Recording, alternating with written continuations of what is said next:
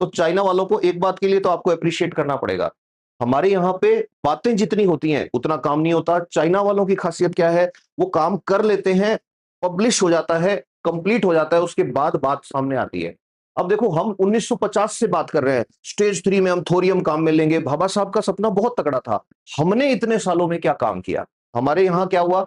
जो nuclear energy programme जो हमारा है, उसके पुराने टाइम के चेयरमैन लेवल के जो लोग हैं, बड़े-बड़े ऑफिसर्स हैं, वो जाके अमेरिका की कंपनियां ज्वाइन कर ली उन्होंने। वहां पे वो जाके फ्यूल बनाया अभी अनिल नाम से।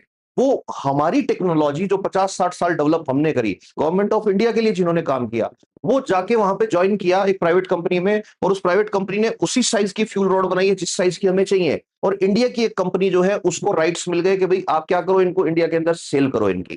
तो चाइना वाले जो है वो थोड़ा अलग चलते हैं। वो कहते हैं कि हमारे देश को थोरियम रिएक्टर की जरूरत है, हमें जहां से टेक्नोलॉजी मिलेगी हम जाएंगे। वो अमेरिका की फाइल्स लाए उठा के। उस अमेरिका का ओक रिज एक्सपेरिमेंट था, मोल्टन सॉल्ट रिएक्टर एक्सपेरिमेंट जो था, वो बंद हो गया था अमेरिका वालों का। उन्होंने बंद कर दिया था कि इसमें प्लूटोनियम नहीं मिलता।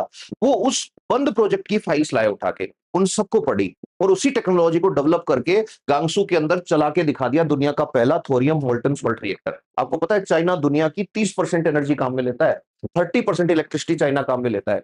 सबसे ज्यादा पॉल्यूशन की बात आती है कि चाइना की फैक्ट्री करनी है। चाइना ने अनाउंस कर रखा है 2060 तक हम चाइना को कार्बन न्यूट्रल बना देंगे। और जिस हिसाब से उन्होंने बीजिंग सिटी में जो पॉल्यूशन को कंट्रोल किया है, उस हिसाब से वो हो सकता है 2050 में चाइना को कार्बन न्यूट्रल बना दें। वो सबसे बड़ी इकोनॉमी बनने की तरफ है। हम सबसे बड़ी पॉपुलेटेड कंट्री हैं, हम कह रहे हैं हम फोर्थ लार्जेस्ट इकोनॉमी है।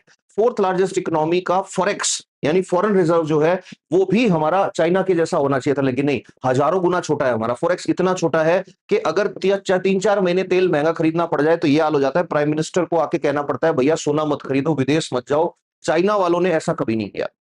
तो इसका मतलब कुछ तो उनके पास है, इकोनॉमी में भी और उनकी स्ट्रेटजी में भी, कि बातें उनकी बिल्कुल कम होती है, हम ये ऐसा है चाइना में, ये नहीं है, वो नहीं है, बट उनके यहाँ काम यूं होता है। स्पेस स्टेशन है खुद का उनके पास, इससे बड़ी चीज क्या होगी?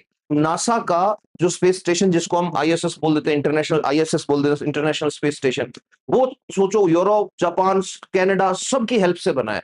चाइना का अकेला स्पेस स्टेशन ऊपर घूम रहा है। वो मून से रॉक्स ला रहे हैं। तो इसका मतलब we are in need to think again कि हमारी और चाइना की साइंटिफिक अप्रोच में क्या डिफरेंस है।